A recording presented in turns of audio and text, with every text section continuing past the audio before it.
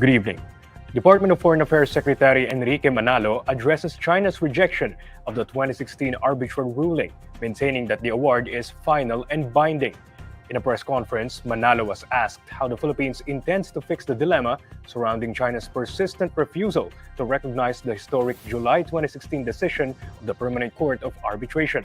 The 2016 arbitral ruling upheld the Philippines' rights over the West Philippine Sea and invalidated China's then 9-line claim. Manalo says that the arbitral award has been reaffirmed by the international community. China, as you mentioned, has on many occasions said they don't accept the arbitral award. All I can say is that the arbitral award is final and binding, and this has been reaffirmed by the international community. The China Coast Guard on March 23 fired water cannons against Philippine supply ship Uniza May 4 while it was en route to the grounded BRP Sierra Madre. The water cannon attack caused heavy damage to Uniza May 4 and injured several crew members aboard the vessel. Beijing earlier claimed that China Coast Guard responded in what it called a reasonable and professional manner. But according to Manalo, the Philippines has been consistent in asserting its maritime rights in accordance with international law. The sovereign rights of the exclusive economic zones for each country, which is clearly indicated in the United Nations Convention on the Law of the Sea.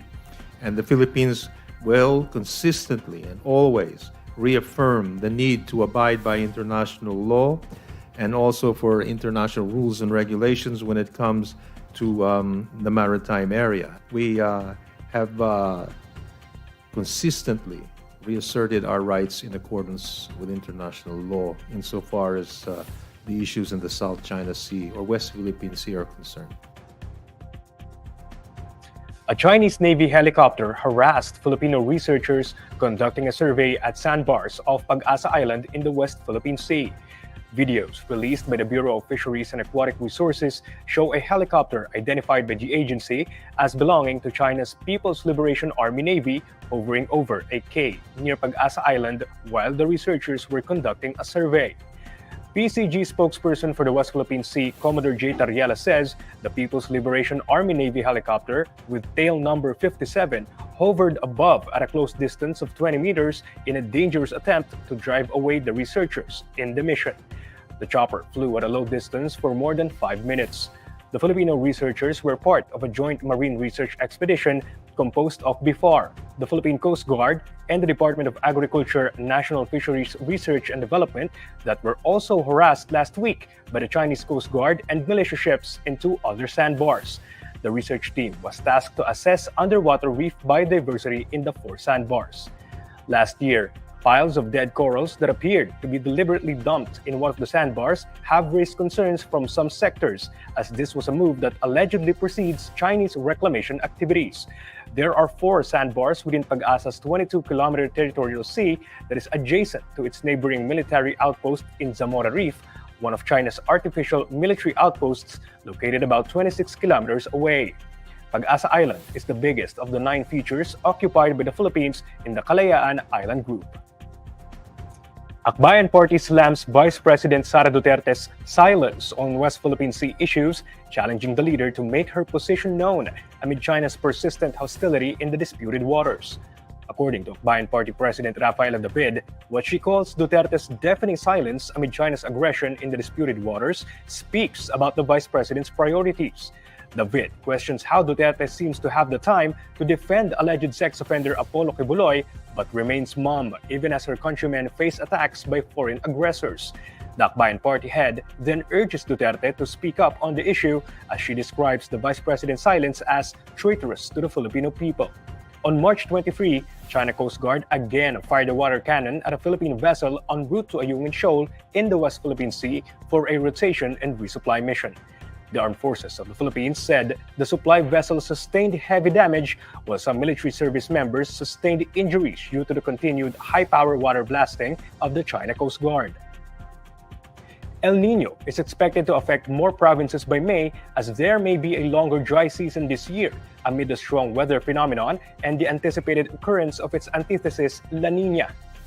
Department of Science and Technology Secretary Renato Solidum Jr. says that by May, 54 provinces are forecast to be affected by drought.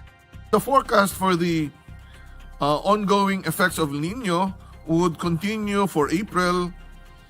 We have 48 provinces to be affected by drought, 24 dry spell. But by May, it will be 54 provinces to be affected by drought and 10 dry spells. The DOST chief likewise discloses there is a 62% chance of La Nina beginning to develop by June, although some provinces may still experience drought until August. The dry season is expected to end completely by September. According to Solidum, while La Nina is expected to bring in more tropical cyclones at the end of the year, the preconditions leading to it indicate lower than average rainfall. He says the rainy season will also be delayed due to the La Nina preparation stage. Solidum cites the need to be ready for the effects of both El Nino and La Nina. There will still be some provinces to be affected by the combined effect of El Nino and the preparation for La Nina, which would bring in less normal rainfall.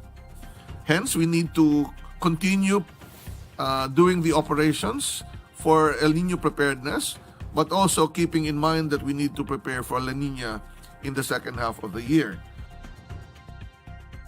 The rules of the Senate on charter change will be out before Chacha discussion ends at the committee level.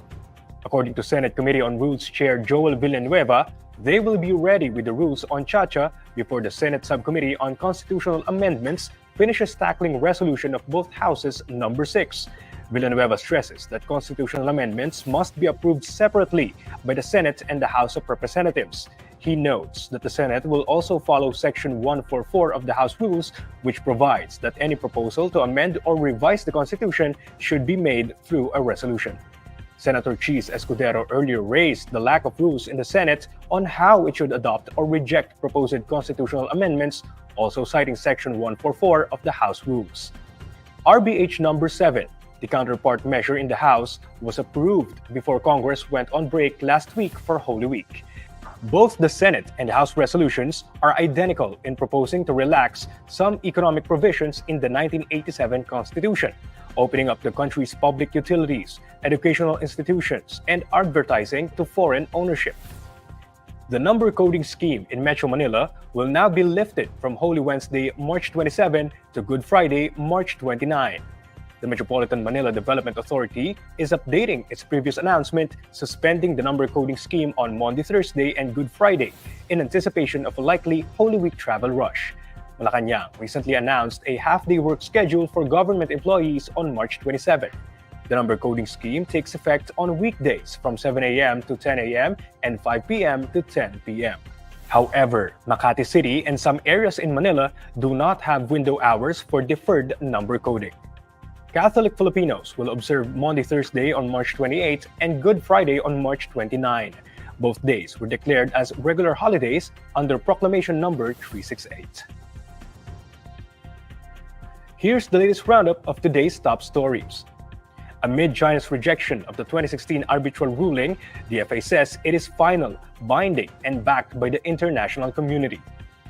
Akbayan Party slams Vice President Sara Duterte's silence on West Philippine Sea issues.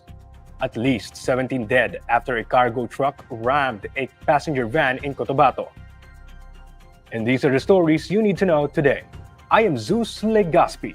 Follow INQUIRER.net on Facebook, X, YouTube, TikTok, Instagram, and Reddit. For more stories, visit INQUIRER.net.